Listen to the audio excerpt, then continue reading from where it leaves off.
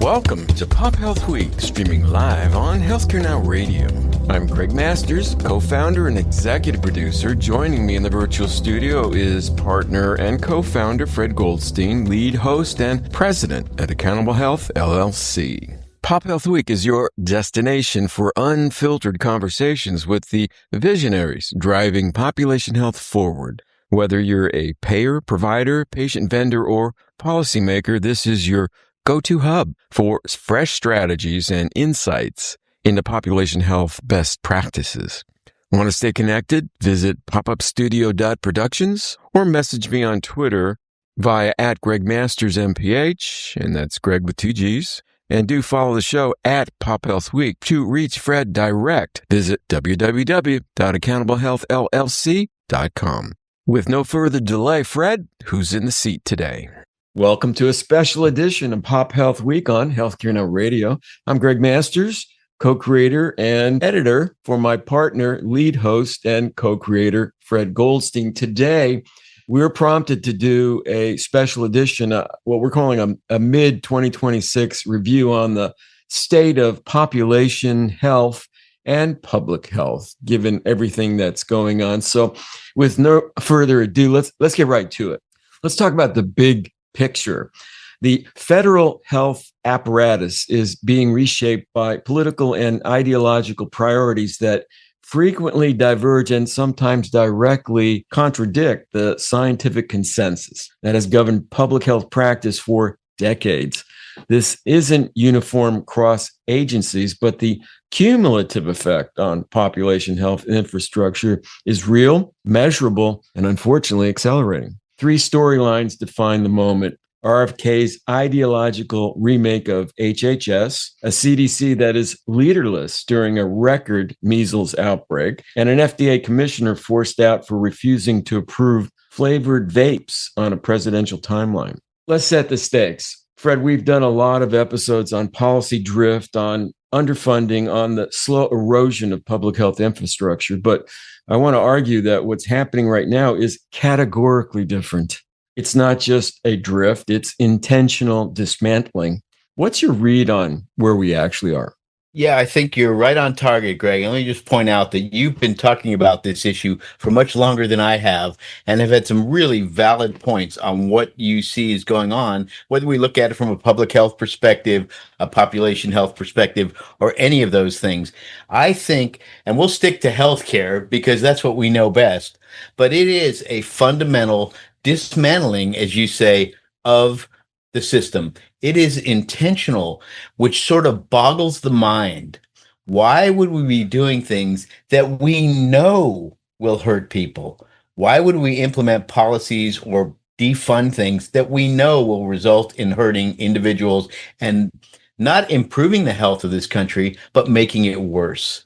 So I really do see it as an intentional effort, for whatever reason, to cause serious trouble. You know, it for me, it falls into that typical mode that Democrats, independents want good government, whereas it seems like for some, maybe hardcore in the Republican Party, it's about dismantling government. It's like the Reagan thing. You know, government isn't part of the problem. Government is the problem. And really, ever since that, we've seen this diversion. So, absolutely, there's a role for government. There are things that only governments are capable of doing, or funding certain things for the betterment of a large group or of a small group in order to make things better. And I think that has been absolutely fundamentally changed in terms of how this country is going about doing this government. And the fact that they label it MAHA, Make America Healthy Again, which is great. They are incredible at coming up with labels. Now, we've seen CMS come up with label after label after label, new program, etc. But this MAHA idea fundamentally sounds good. But when you place it into a realm where science and research and what we know best are no longer the relevant measure of what goes into MAHA, you then come out with things that are fundamentally wrong. Yeah, and who wants to be in the position of defending calcified institutions that exist primarily to maintain themselves and not service the audience they presumptively are responsible to? So MAHA isn't entirely wrong. There's a chronic disease crisis. There's a food system problem. There's a polypharmacy problem. So how do we hold both of these things, the legitimate diagnosis and the dangerous prescription? Well, that's what makes this so fundamentally weird. We essentially have this concept, and we know it. Chronic disease growth in this country is the problem today. Years ago, it was infectious diseases. We solved those, and suddenly lifespans started going up, and people were living longer as we stopped this burden of these individual diseases hitting people. And now it's a chronic disease problem. At the same time that we say we need to focus on healthy things like eating healthier and getting exercise and this and that, we're allowing for the introduction of new toxins into our food systems. We're taking away things that we know fundamentally maintain health, like vaccines and things. So it doesn't seem to make any sense. There is no rhyme or reason to why this is being done, because it's not being based or built upon the knowledge base that we have today. Exactly. Let's talk more about the RFK ledger, so to speak. Sure. Let's run the first year. Okay. On the one side, chronic disease, food quality, deprescribing, big one, areas where there's genuine scientific support for reform. On the other side, vaccine messaging, the ambiguity there, fluoride, raw milk. Fred, where do you draw the line? Well, that's the problem. What we've done is we've allowed the line to be set by ideological beliefs versus actual research, knowledge, and science, and understanding the impact of different things. Everything we do has a risk associated with it. Everything. Now, there are risks associated with vaccines. They're very small relative to the overall value associated with them. And so as we look at this, it just doesn't make sense that you would say, well, we're focusing on reducing chronic diseases and getting better health and making America healthy again. And at the same time, as you point out, we have this messaging on vaccines or on fluoride in the water. There are countless studies. And here where I live in Florida, I can't tell you how many cities are now removing fluoride from their water. And it was funny because I saw a post that somebody put on Facebook and I decided not to respond to it, but they actually put in the conclusion from a scientific study on fluoride. And in the conclusion, it said specifically that there were no detectable levels of problems with fluoride below a certain value. And I don't recall what that value was. But I do recall that the value of the water, the fluoride in the water being distributed through the water systems, was 1/2 of that number. So their own argument didn't recognize that the water being given to people with fluoride in it was below the level of detectable issues by half. And that's where we see the problem is. It's very easy to put out these statements and say, this is bad for you or that's bad for you. But let's stick to what we do know well and what the research says. And research changes over time. If you have an issue with it, apparently they've taken the study on vaccine safety from the COVID vaccines and buried it, because it doesn't show what they ideologically want people to believe. And that is just fundamentally wrong. And this is what we the public cannot trust, when it's not factually based, for which there's a track record, an empirical, documented, conflicted of interest, extracted study or so. I mean, it doesn't make sense. So here's what got me triggered on. Go ahead. Yeah, no, do you trigger first? So what triggered me was when that MAHA report was released. I say even a broken clock is right twice a day. When that MAHA report was released and it pointed the finger at public health infrastructure, that's where I said, whoa, time out. That's a bridge too far for me. Let's not blame the bureaucracy. Okay, this is about built-in controls, guardrails, and processes that value facts and empirical evidence. It's clumsy and clunky. Public health is not the chosen profession of clinicians when they step out of their residency or even, I guess, fellowship, God knows what. Mm-hmm.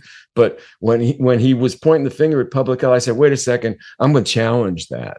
Yeah. So, and when you think about this from a trust perspective, this is fascinating. So if they were to say, don't trust the vaccines, we're gonna not trust that, and you create this doubt in individuals, you then hold the report back. And so the individuals on the other side who do trust the science, now suddenly say, well, we don't trust you. So you create even more distrust in the world and more distrust in the country. Oh, what's the next one that they're going to say is something about? Is it real? And it doesn't matter because both sides are now recognizing that there's an issue here. Right. It's just the wrong one. Right. And one of the issues, we're all using AI to greater or lesser degrees. Clearly, generating that report was thrown to a prompt, probably through ChatGPT. And it got back citations to studies that simply did not exist. That's not bad science. It's fabricated science. And it came from a department that controls CDC, the FDA, and CMS. What does that do to the epistemic foundation of federal health policy? Absolutely. Absolutely. And then the question becomes, did they use these fake articles because they were lazy or did they know? And either way, it's problematic. And then what happens is, given our lovely system of social media and the rest of it, people are so tuned in to certain sides of it that they don't get the right message, or they get constantly blasted with these messages that are incorrect, but don't hear the other side of it. And that's why it's so important to have an open mind and consider other things. Things do change. And on the deconstruction or dismantling side, talked about budget, $16 billion cut proposed for fiscal year 2027 on top of 20,000 eliminated positions. It's kind of thin up there, so you really don't have a whole lot of eyeballs in the C-suite to maybe proofread some of the documents you're putting out to the public. Absolutely. And when you had some of these outbreaks, suddenly the states had to step in or bring in private contractors to go ahead and do what typically had been a function of the federal government's public health departments to contact trace and figure all this out. Where might it be going? How big is this problem? Are we getting everybody registered and know who's got it? Well, no, we had to go. Some of the states actually went out and contract with private groups to try to do that. And somebody might say, well, that's better. Obviously, we didn't need the federal government. No. Those were experts who were really good at it. Yeah, let's talk about the presumptive cops on the beat, whether it's, CDC or FDA. But FDA is in free fall at the moment. Marty Makary resigned as FDA commissioner after 13 months. The proximate cause, fruit-flavored vapes. I guess that was a bridge too far. The president wanted them approved. Makary's conscience wouldn't allow it. Fred, I actually have some nuance here, and I want to work that through with you.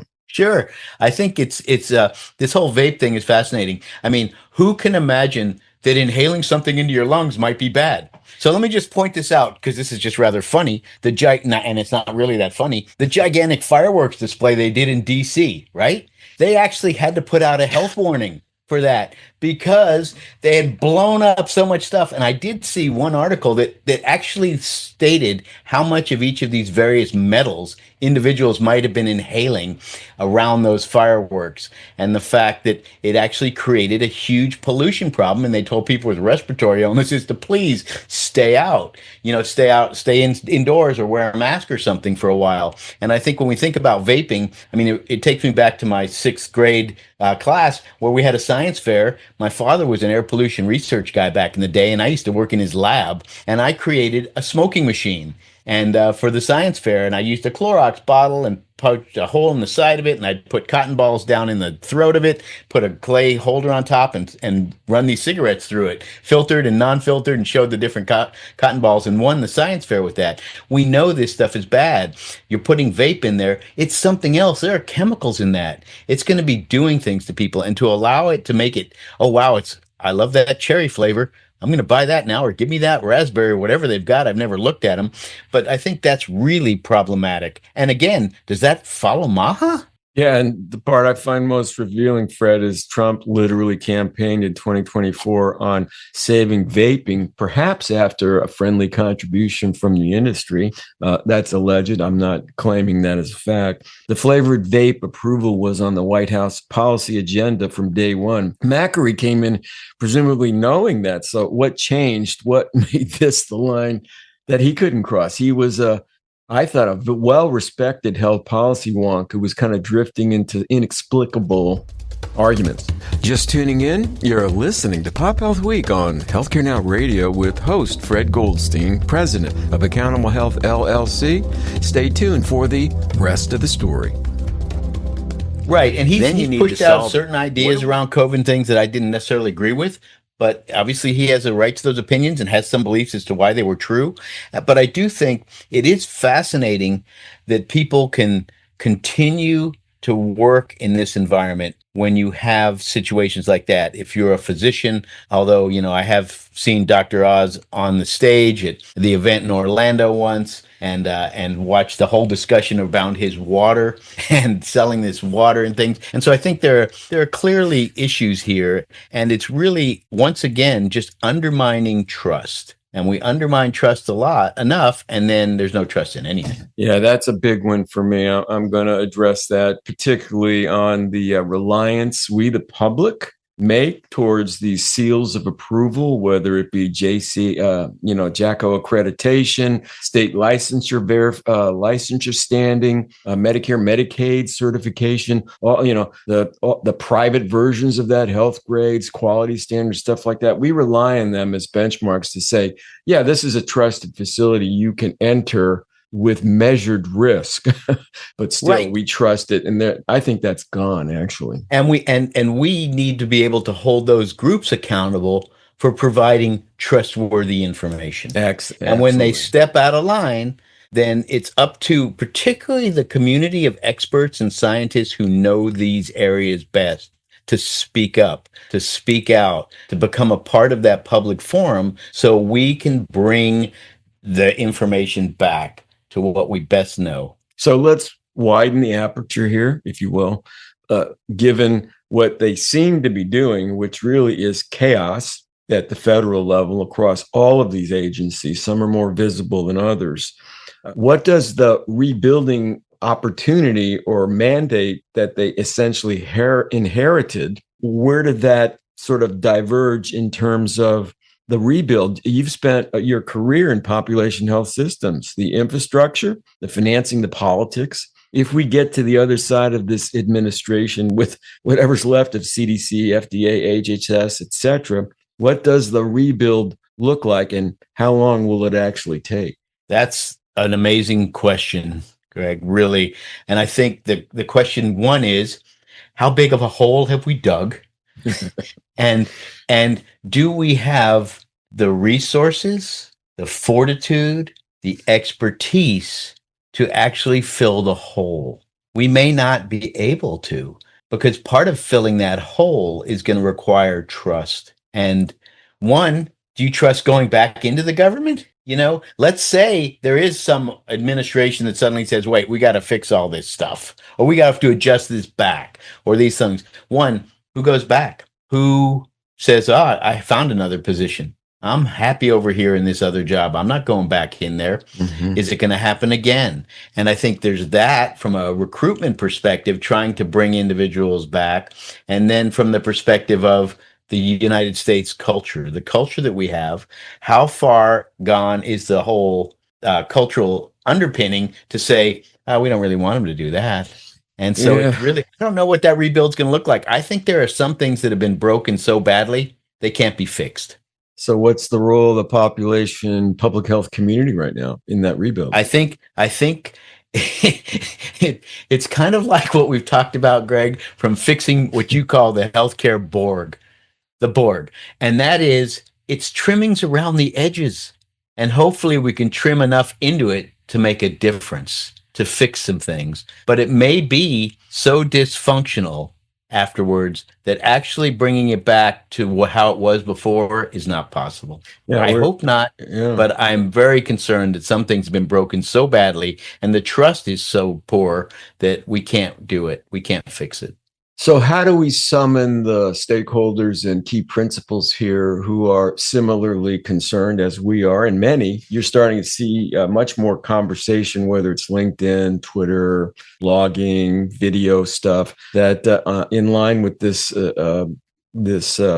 vacuum of public trust, that there really needs to be people stepping up to make this transformation possible, given we've got 2+ years left of this administration, at least at the top. And that's where I think this is very similar to some of the other things I work on, like how do you restore the lagoon or get people to be positive about trying to fix this place? It's going to be person to person. We need the big voices, the sharp researchers, the physicians, all of the clinical people who are involved in healthcare and in public health speaking up. But we need to speak to our neighbors. We need to speak to our friends and provide them with an understanding of why this is important for all of us. And it really is, because if all of us move it, it'll move. But if we only have a small subset, given how badly trust is now, it won't move. But it's a tough one, explaining to people who maybe didn't have any understanding of science or of healthcare or things like that, and doing it without being negative. It's critical. We need a national conversation here, and I see parallels between what's going on right now with the Democratic Socialists and the Democratic Party. Mondami's overwhelming election to mayor of the city of New York. I mean, this Red Scare 2.0 communist label that now is being put on anyone who advocates something other pure market-based solutions in the absence of government oversight. The average American couldn't tell you the difference between communism, socialism, let alone democratic socialism, and really what was the intent there in terms of state control of, the commanding heights of the economy. That's nothing like what's on the table right now, as far as I can tell in this movement. But the debate is single payer versus the failed so-called pluralistic model, often tagged as AHIP, the American Association of Health Insurance Group, and the BUCA, Blue Cross United, Cigna, Humana, Anthem version of that promulgates rather legacy models of delivery and financing that have demonstrably proven their epic failures. They cannot manage clinical risk. The only way they can do it is hassle factor introduction to pre-auths, certifications, all this crap. No one's happy. It's about to implode. Let's get that single payer conversation, or I like to refer to it as Medicare Medicare for everyone. And let me take a little dive into why I don't know that that's actually correct. Okay, because let's have it. If we go to Medicare for all, over 50% of the folks on Medicare are in Medicare Advantage. They're in the health plans already. And the push is move more of them into that. So we have just created a single payer Medicare, just pushing it through like we push through all of the private stuff through the BUCAs or whatever. I think the issue you raised, and when you compared, communism, socialism, democratic socialism, this and that understanding or lack thereof that you pointed out so correctly is the same issue with our healthcare system. People don't understand it. It's been kept kind of behind the curtain in a sense of how it works, so they don't understand why it's broken and why they have such difficulties getting services, etc. I once saw a chart that Dave DeBronkart put up, a decade or so ago, and it was a visual depiction of the U.S. healthcare ecosystem. No one could make any sense of that. You and I have been in this space forever, and we're still buffooned and baffled by it. I mean, it is the most, if you wanted to design the most complex, hierarchical, inefficient, incapable of fulfilling institutional missions, you would co-create what we have. So yes, we've created this healthcare Borg. No one wants to own it. Everyone wants to do niche one-off solutions, whether it's direct practice, concierge medicine, state waivers again for block grants and how that's going to handle the Medicaid or county-funded support of Medicaid charity care. I mean, come on. So I look forward to having that debate with you, Fred. And hopefully people like our former Dean Emeritus of Jefferson College of Population Health, maybe people of his ilk will stand up and perhaps steward that conversation. Absolutely. Absolutely. And just as I say, there's nothing wrong with fee-for-service medicine until it gets abused. There's nothing wrong with capitation or HMOs until you abuse them. They are different underlying methodologies, but if they were functioning correctly, you wouldn't have the problem. Well, that's where I'll push back. I think fee-for-service medicine is the wrong incentive on top of a for-profit oriented healthcare system. There should be co-ops, should be no proprietary motivation for margin expansion on quarterly earnings per share calls. I mean, you have to take that away. You need, like you have, the community-based health plan, where the stakeholders are the community who own a piece of the health plan. And guess what? What becomes important to them? Environmental constraints and standards that support community gathering, people talking to each other, and going out and doing things to stay healthy. So there's no need for bucas. There is no need for so-called bogus pluralism in health plan organization. We're done. We have to do something boldly different. And I think that's Medicare. Absolutely. But I would take it one step further back. The underlying issue is a lack of ethics by the players in the system. And if they played ethically, you wouldn't see some of these excessive behaviors. Well, go ahead and extract out. Then go into health and extract the greed gene. Yes. Good luck. Get the greed gene out. Good luck with that. Exactly. Exactly. So anyway. You may be exactly right. Exactly. Maybe that gene is permanently embedded, and I don't care if you use CRISPR, it ain't coming out. Okay. This is the morning show with Fred and Gregg bantering on the future of health policy. So with that, Fred, we've had perhaps an animated conversation today, maybe more so than any of our prior interactions. We had a few, but any last words? I just want people to begin to realize, speak up. If you have an understanding of this and you can help somebody else better understand what this all means, please do it. We need more people just speaking up, even if it's with your friends or neighbors. That's perfect. And I'll just close with our recent blog post, Enough is Enough, that was prompted by your LinkedIn posting. And I encourage people to look you up on LinkedIn, as well as check out our post, Enough is Enough. I would say it's time. It's way past time. And I think we need to get out of our own way and do things that actually work. So with that, Fred, I will say this is the conclusion of PopHealth Week's mid-2026 assessment of what's going on at the federal infrastructure level. The idea is, step up, people. Silence is acceptance. And that's a wrap for today, folks. A big thank you to our global audience for tuning in. If PopHealth Week resonates with you, show us some love. Give us a thumbs up on your favorite podcast platform. Share it with your network and do subscribe so you never miss a future episode. Remember, we're live on Healthcare Now Radio every weekday at 5:30 a.m., 1:30 p.m., and 9:30 p.m. Eastern. That's 2:30 a.m., 10:30 a.m., and 6:30 p.m. Pacific. On behalf of Fred Goldstein, myself, and the crew at Healthcare Now Radio, stay safe, stay tuned, and we'll catch you next time.